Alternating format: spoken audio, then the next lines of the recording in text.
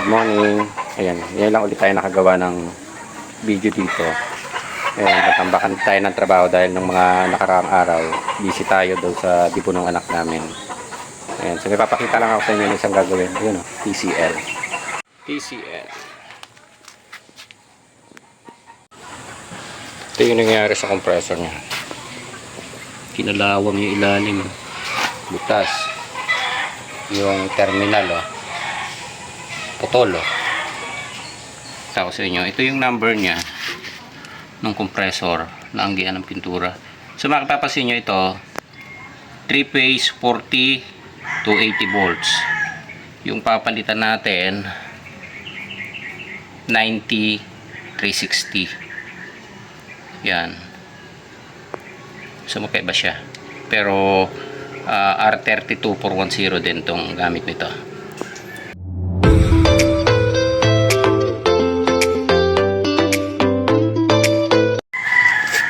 Ito na yung unit. Binaklas ko and papalitan natin ang compressor. Kaso hindi na brand yung compressor yung gagamitin natin. Actually class B na lang para magamit lang yung aircon. So ito naman, hindi naman ganun kamahal na compressor. Kumbaga para papaandar lang din natin. And itatry natin kung aandar pa talaga siya. So ang issue nito, yun nga yan. So nabutas na yung compressor. And ang pinakamasaklap niyan, ito yung ibabaw niya, naputol na rin yung terminal. Ayan. So ang gagawin muna natin dito, babaklasin ko yung board, paandarin ko muna kung aandar talaga yung compressor na ikakabit natin. Pag napaandar natin, i-general cleaning ko bago ko tuluyang ikabit yung compressor para ma-observe natin kung tatagal ba siya, hindi mag-overheat, lalamig ng maayos. So kailangan natin install itong unit na ito. Ayun. Binaklas ko muna yung board natin. Ayan, tatanggalin ko to. Puputulin ko na lang siya dito at kakabitan ko ng panibagong terminal. Ayan. Tapos subukan natin paandarin yung pan, yung board kung mapaparan niya itong compressor na ito. Then baklas compressor kung aandar. So puputulin na natin to dito.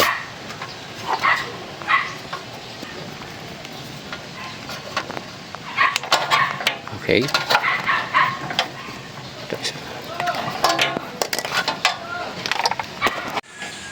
So pinutol ko na muna. And ito yung kakabit ko na yung pinaka-harness ng compressor. So mas makapal to. Ayan, so galing din sa binaklas na unit ito. Mas makapal compared do sa dating wire. Then kakalasin ko na lang muna itong pan para mapaandar natin yung pan blade. Ayan. Then ikukunik ko siya dito sa na to sa compressor para mapaandar natin. Kung nag-run ng maayos, di okay.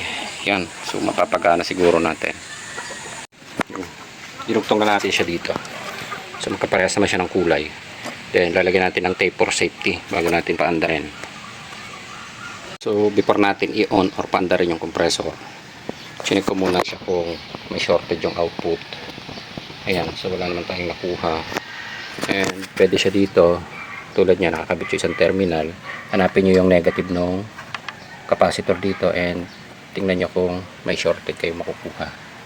Ayan, doon sa UBW. So ilipat natin sa kabila. Ayan. Then check nyo din kung may resistance.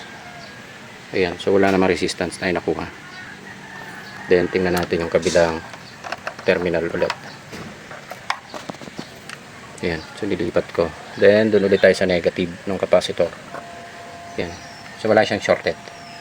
And i-monitor natin ang clamp ammeter dito kung magra-run ang compressor ng maayos bago natin i-diretsong ikabit doon sa unit. On.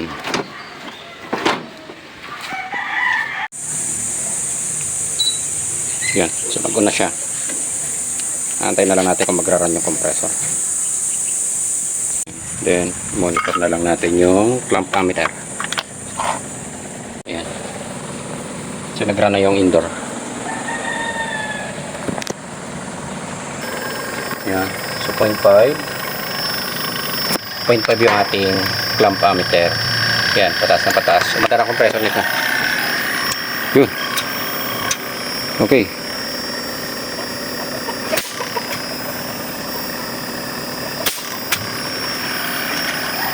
Yan, so nag-run yung compressor. Nag-run din itong fan motor natin. Okay, so maaaring good or walang problema itong ating outdoor board. So pwede pa siya. Titingnan na lang natin kung magtutuloy-tuloy.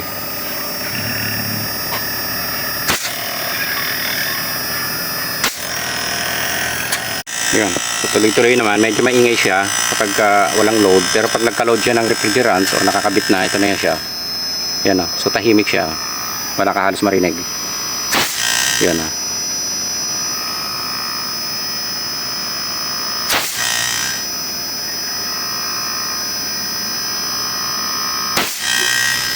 Okay, so tuloy-tuloy siya. Yung pan, okay din. Yan o. So hindi naman siya naglalabas ng error. So hindi lang gaano makita yung display, no? Yun, ayos.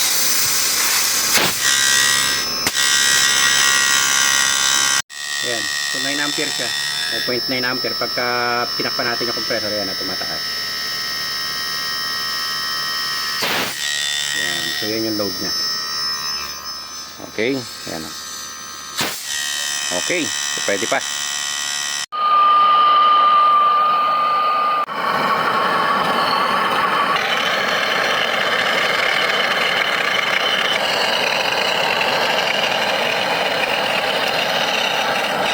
Ito na yung binunot natin compressor. Medyo kung i-compare natin ito, ipapalit natin, mas malaki ng konti, pero yung capacity niya pareha sila. Then ito kasi gawa ng LG, made in Thailand. Class B lang to, ha? So hindi brand new. Kung magpa-brand new tayo, ang recommend natin palit na ng bagong aircon. So yung compressor na ito puro kalawang yung ilalim, ha? Compare dito sa isa na compressor na gawa ng LG, maayos pa naman siya. Yun, so kulang lang sa linis at saka retouch natin ng konti ng pintura. And ilaba ko muna siya and ipoproceed muna natin sa cleaning bago natin ikabit yung compressor. Tinakpan ko na rin yung tubo para hindi pasukan ng tubig. Ayan, so kinalas-kalas na natin.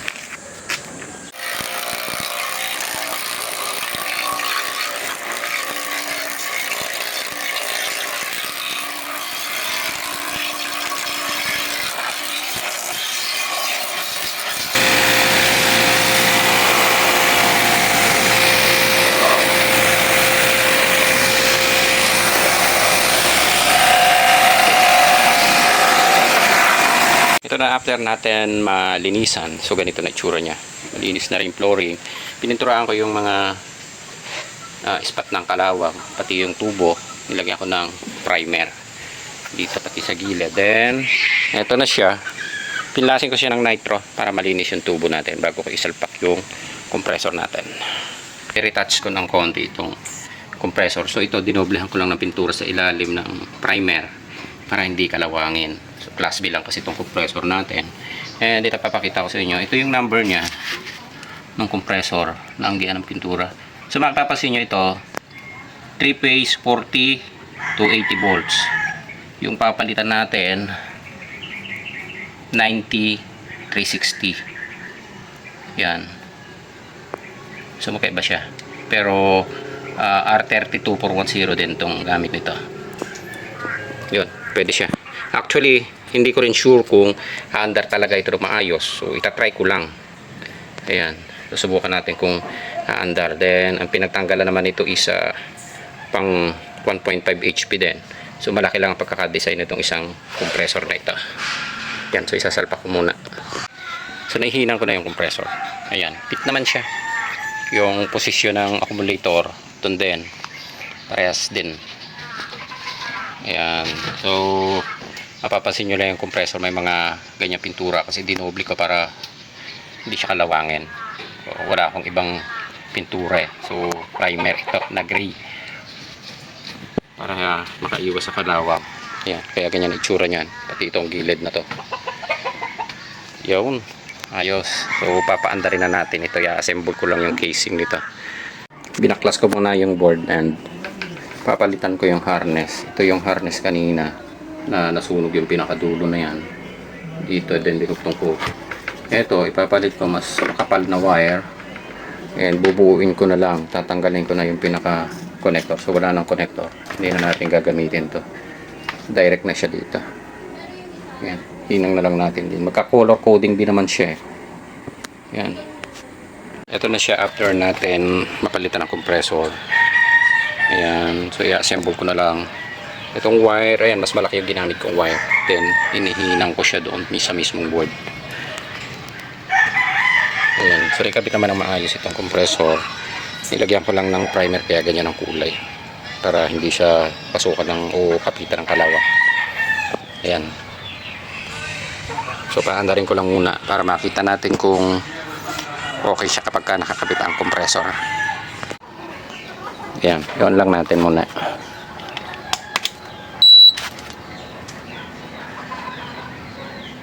Okay, so tingnan natin kung aandar ng maayos yung compressor.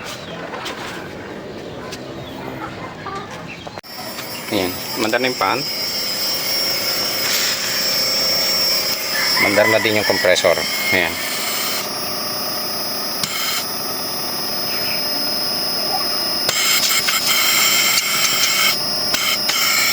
So gagawin na lang natin ngayon, i-assemble natin. Lalagyan namin ng tubo ito para ma-observe natin kung lalamig siya ng maayos. So maayos na naman yung pagkaka-assemble dito ng compressor. Yung wiring, yung board, okay na rin. Running na siya. So yung compressor na lang, actually yung pagkakakabit namin ng compressor na to, hindi ako sure kung lalamig siya ng maayos. Yan, yung compressor na to dahil medyo maliit siya ng konti. Pero yung capacity niya, parehas lang naman. And i-observe natin siya kapag nakabitan na ng tubo. Yan, tuloy-tuloy naman. Ito, so sinet up ko muna dito sa opisina para ma-observe natin kung aandar siya at lalamig ng maayos. Ayan, so sa labas, dito yung outdoor. So yan, dito ko muna ipinwesto and binacuum ko muna siya para makargahan ng refrigerant. Yan, so dito siya nakapwesto. Ayan, okay na yung unit natin. Maandar na siya. Then yung ampere natin, ayan, 4.2 ampere. Ayan. So naka full speed ang compressor nito. And nakaset tayo ng 21 yung ating, ayan, yung room temp natin nasa 26.1 na. Yan. Okay, so lalabas lang tayo and titingnan natin doon sa pinaka outdoor unit niya. Yung, so ito lang yung outdoor unit niya. Mama, ililipat ko pala dito. Ayan ah. So naka full speed tayo. Ayan, so gawin natin para mas mabilis nating ma-observe kung magkakaroon ng adjustment. I-adjust natin siya to gawin muna nating 25 degree para makita natin kung magre-reduce yung ampere natin. Ayan. So naka 25 tayo ng setting muna. Ayan, so nilipat ko dito yung clamp ammeter. Ayan o. Bumaba na siya sa 4 ampere. Observe lang natin. Yun, nag-minor na yung compressor natin. Bumaba na siya sa 2.7. Ayan, 2.6 ampere na lang. Then, pansinin nyo yung gauge natin. Umabot na siya na, tumaas na siya. Nasa 200 PSI na siya. Ayan, tumaas na.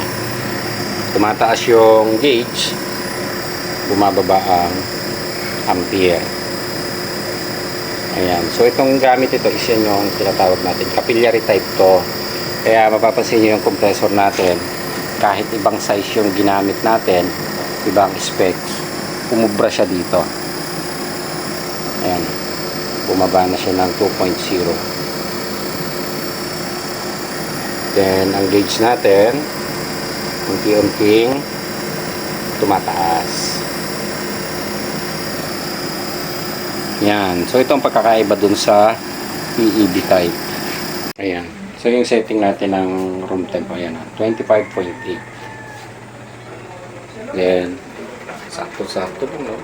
25 degree. Ayan, so nag-minor na siya.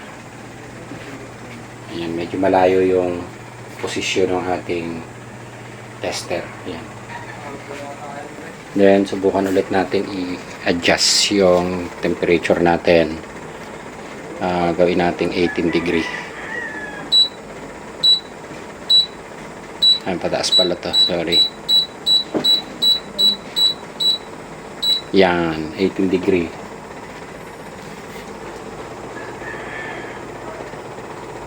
Okay, tingnan natin kung ano mangyayari doon sa outdoor. And ayan, tingnan natin ulit. Nagtubig na. Yung ampere niya, tumaas ulit. 4 ampere. Yan.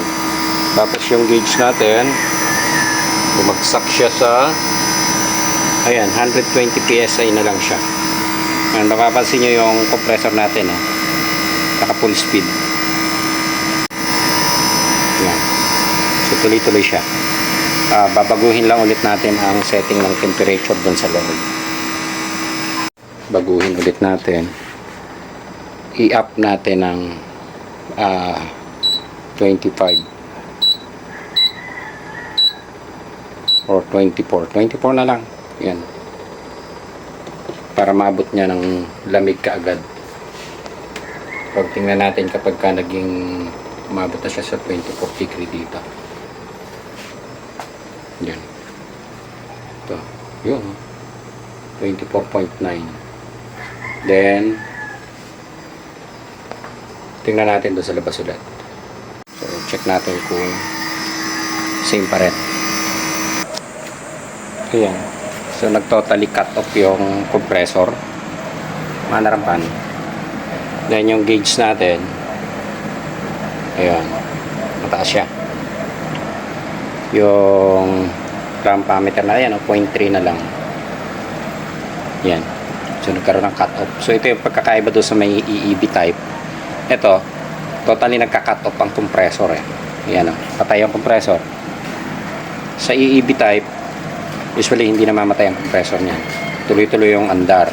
Kaya kapag nagkaroon ng bara or hindi gumalaw ang EEB, so pinoprotektahan niya yung compressor. Kaya nga sabi natin, malabong ma-convert ito ng maikabit ng maayos kung yung EEB type ay i-convert to capillary. Ayan, kasi meron siyang protect and automatic adjustment siya depende sa room temperature yung pag-adjust ng EEB. Ayan. So makikita nyo yun, totally nag-cut off siya. So yun yung pagkakaiba ng may EEB at saka walang EEB. So antayin lang natin muna na umandar. So balikan natin yung indoor. Ayan. So nakaset siya ng 24 degree. And ang room temp natin ay uminit na siya to 26.5.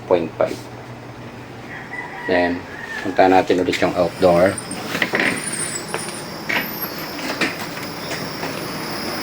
Ayan. So, mandar na ulit siya. Okay. So, nag-start siya sa 1.5 o 1.9 ampere. Then, ang gauge natin, mapapasin nyo unti-unting bumababa yan. Kapag nagpo-full speed ang compressor natin, sumasabay yung pagbaba ng gauge. Then kapag nag-minor ang compressor, tumataas ang pressure natin o yung gauge natin. Yan. Yan, naririnig nyo yan. Unti-unting nagpo-full speed ang compressor. Then unti-unting tumataas ang ampere natin. Yan.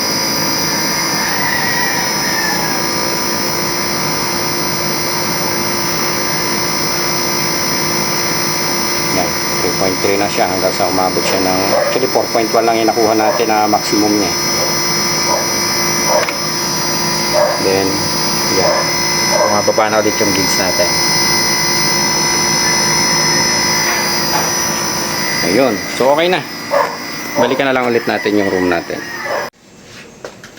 Ayan, okay na yung unit natin, yung pinalitan natin ng compressor. Then, kung mapapansin niyo yung ating compressor, oh, kalawang, and talagang sunog yung terminal eh. Yan. So, ito yung pagkakaiba nung compressor na ginagamit ng may EEB at walang EEB. So, napansin nyo, walang EEB yung ginawa natin. Then, mapapansin nyo rin, yung compressor, medyo malaki. Actually, 1.5 lang to. Compared do sa gumamit ng EEB, mas maliliit dito. So, ito yung pagkakaiba niya. Ang mapapansin nyo yung voltage ng ating ikinabit doon is 40 to 290. Ayan. Pero ito, 90 to 360. So, sa specs niya magkaiba. Pero, umubra siya, pwede siya. Ayan. Pero kung ang ginamit natin doon ay yung compressor na may EEB, na gumamit ng EEB ang system, hindi siya uubra doon. Pero kung ganitong klase na walang EEB, nagmatch siya. Ayan. So, alam niyo ba yung pagkakaiba niyan? Eto, kung ang ginamit niya is like, paano bang sistema nito? Ayan. Kung ito yung IPM natin, okay, IPM, then, yung supply ng compressor, ayan, compressor. Okay, ang compressor kasi, eto, pagka ang ginamit natin is ito yung walang EEB, yan, yung EEB, o yung electronic expansion valve. Kapag ka walang EEB yan, ang speed ng compressor natin, low, mid, high, ang pumapasok dito na supply.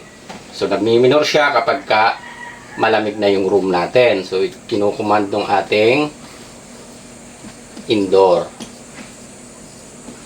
Yan. Then, example natin is yung ginawa natin kanina is nag 25 degree tayo para mabilis natin makita. Pansin nyo, yung compressor natin nag totally off. Pati yung outdoor fan natin nag off nung maabot na niya yung 25 degree. Yan. Then, eto, usually kasi ito, kapag ka nagkaroon ng supply, hindi katulad ng may EEB. Yan. Eto, yung supply niya is, kumbaga, dire-diretso siya. Kaya ang nagiging problem, kapag ka ang setting natin dito is ginawa nating, katulad ng ginawa natin kanina is 18 degree, nung nag 18 degree tayo, hindi siya namamatay dahil halos naka full speed to. Ay kung 18 degree yun, tapos hindi natin napalamig ng 18 degree yung room natin, yung compressor tuloy-tuloy ang andar na naka full speed, and tawag dito, umiinit yung compressor, mas mainit compare dun sa nagbaba tayo ng temp dahil naabot na niya, nag-minor si compressor, and hindi ganun kainit yung compressor natin. Kaya yun yung nagiging rason din kung bakit nasisira ang compressor and bakit nasusunog yung terminal natin na katulad nito. Ayan, bakit siya nasunog? So nagkaroon siya ng spark, sumobra na yung init ng wire, hindi kinaya, maaaring nag-spark. Kaya yun yung isang rason ng pagkakasunog niya ng terminal o pagkakasira. Ayan, compare do sa may EEB ito na rin ang gamitin natin. Ulitin natin Ito, gawin natin. Ito ang indoor. Ayan, para mas maunawaan natin. Ito yung outdoor. So, sa outdoor kasama na yung IPM module. Okay? Ito yung may EEB Okay? EEB ang ginamit ng compressor natin. So, supply ng compressor. Ito ang comp. Okay? So, ito yung EEB. So, nakakonect din yung EEB natin dito sa mainboard. Ayan. So, yung andar ng compressor kasi nito, kapag ka nag full speed, ang compressor natin, nagkakaroon ng adjustment yung EEB natin. Kapag ka nag-minor ang compressor natin, nag-slow yung compressor, lumalaki ang butas ng ating EEB. Compare doon sa capillary na fix ang dinadaanan ng refrigerant. Fix siya. Ito, hindi siya naka-fix. Nagkakaroon ng adjustment. Ngayon, ito yung may nakita ako doon sa isang nag-post na nagka-problema sila. Ang question, bakit daw hindi tawag dito, hindi nag-full speed ang compressor. Which is, yung iba nagpalit na ng compressor, yung iba nagpalit na ng board, pero ganun pa rin. Ayan. Ang EEB natin, kapag lumaki ang butas niyan, so kinokontrol niya ang compressor. Hindi siya katulad niya, sabi ko sa inyo, kapag capillary type, isa lang yun eh. Hindi na nagbabago ang butas. So kung gaano kalaki ang butas ng capillary, yun na yun. Hindi na siya nagbabago. Compare niya sa EEB, nagkakaroon ng adjustment. Pag nag-minor si compressor, maaaring lumalaki ang butas nito. Eh anong mangyayari kapag nasira ang EEB or maaaring nagkaroon ng bara ang EEB? So yung system natin, maaaring nagyayelo, maaaring yung gauge natin o yung pressure natin hindi siya bumababa. And kaya nangyayari yon, bakit hindi nagpo-full speed si compressor kung nagkaroon ito ng bara? Ito kasi, ito yung hindi natin alam. Yung IPM natin na tinatawag o Intelligent Power Module, may nakakarga yan dito papunta sa compressor na tinatawag natin na protect. Yung protect. Eh, kumparado ang EEB natin, tapos nag-full speed ng compressor, ano mangyayari doon sa system o mangyayari sa compressor natin? Masisira si compressor, di ba? Mawawala ng bomba. Hindi kakayanin. Compare doon sa capillary type, kahit na nagkaroon ng bara or tawag dito, malaki ang butas, tuloy-tuloy ang andar ng compressor. Dito sa EEB, pinuprotect yan. Nakakarga yan doon sa UVW natin. Yan, sabihin natin UVW 1, 2, 3. So nakakarga dito ang protect. Yan. Kapag na-detect ng UVW natin na yung compressor natin ay nahihirapan dahil nagkaroon ng bara ang EEB, hindi ito magpo-full speed. Yan. So hindi nyo maintindihan kasi medyo malalim. Doon sa mga electronics, may intindihan yan. Yan. Kaya nagkakaroon ng, sabi nyo, hindi nagpo-full speed ang compressor. Kaya hindi lumalamig ang boom. Ayan. Then, alam nyo ba kaya, itong compressor na ito, lahat ng may EEB type na compressor, nabigyan nila ng warranty na 10 years. Kasi alam nila na protektado yung compressor dahil dun sa EEB. Ayan. Kaya lang, protected. EEB, ang nagkocontrol niyan, yung parang outdoor board with, sabihin natin, ito yung kasama yung system eh. System.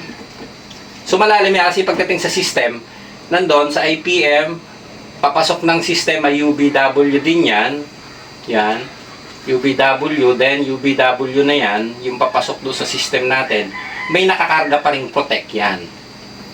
So nadidetect nun, hindi gumalaw si EEB, magpo-protect din yan papunta doon sa UVW natin. So hindi pa rin magpo-full speed yung compressor natin. Unlike kung malinis ang system natin, gumagana lahat, bumubukas si EEB, sumasara, or lumiliit ang butas, yung compressor natin nagkakaroon ng adjustment. Saka pa lang siya mag-a-adjust. Ayan. So okay na tayo. Ayun. So ganun lang kasimple ang paliwanag nito. Ngayon, meron pa isa yan kung katulad niyan, yung papunta doon sa ating outdoor, ang indoor natin ay nag-set tayo ng 18 degree. Kung 18 degree, hanggat hindi niya naabot yung 18 degree, yung EEB natin nakabukas ng medyo mas maliit, then yung compressor natin naka full speed. Tuloy-tuloy yun hanggang hindi niya naabot yung 18 degree. Pagka medyo malapit na siya sa 18 degree, medyo nagkakaroon na ng adjustment ito, o nagkakaroon na ng adjustment na lumalaki yung bahagya yung butas, then yung compressor natin bahagyang nagdi-minor. Kaya makikita nyo yung gauge natin. bumababa, ay tumataas siya. Then kapag naka full speed, bumababa ang pressure natin. Ayun. Kaya yung EEB type, nagtaka nga ako doon eh. Yung EEB type, i-convert nila to capillary type na sabi nila pwede daw. Pwede naman talaga siya. Pero ang tanong, lalamig ba ng maayos yung indoor natin? So hindi siya magkakaroon ng adjustment dahil yung tawag dito, yung nadidetect ng compressor niya is isang butas lang ang dinadaanan, then hindi naman gumagalaw yung EEB. So maaaring naka full speed lang ang compressor natin. Hindi siya nagkakaroon ng pagbabago. So mapapansin nyo lang yung pagbabago niyan doon sa Meralco bill nyo. Mas tumaas ang kuryente. Hindi kayo nakales o hindi bumaba. Kasi nga, hindi bumaba yung ampere at saka hindi tawag dito, hindi nag-reduce yung ampere. So kapag mataas ang ampere, mas mataas ang konsumo o mas mataas ang kinakain ng kuryente compare doon sa nag-minor ang compressor na bumababa yung ampere. Ayun. So yun lang yung simpleng paliwanag lang. Yun yung pagkakaunawa namin dito. Ayan. Magkaiba siya compare doon sa may EEB type. Electronic expansion valve. Electronic expansion valve, nilagyan nila ng protect yan, nakakarga dito. Ayan. Although ito may protect din naman, kaya lang ginagamit nila sa sensor lang. Ayan, yung mga design ng ganito, yung walang EEB compared sa may EEB. Ayan, so okay na tayo. Okay na rin naman yung unit natin. And kahit gumamit tayo ng ibang specs ng compressor, umubra siya. Gumana siya ng maayos. Lumamig din siya ng maayos. Ayan, kasi nagkaroon siya ng tawag dito. Yung supply naman kasi ng IPM natin, napapasok ng compressor, nagbabari, nag-a-adjust yan. Depende dun sa yung pinaka-supply na pumapasok sa compressor is depende yan dun sa indoor natin, kung malamig o mainit. Kapag mainit ang room, then naka 18 degree tayo, nag-a-adjust yung supply na pumapasok dito para mag-minor o mag-speed ang compressor. Then kapag lumamig na, saka pa lang ito nagmi-minor, ina-adjust no indoor natin. Ayan. So okay na tayo. Ayos.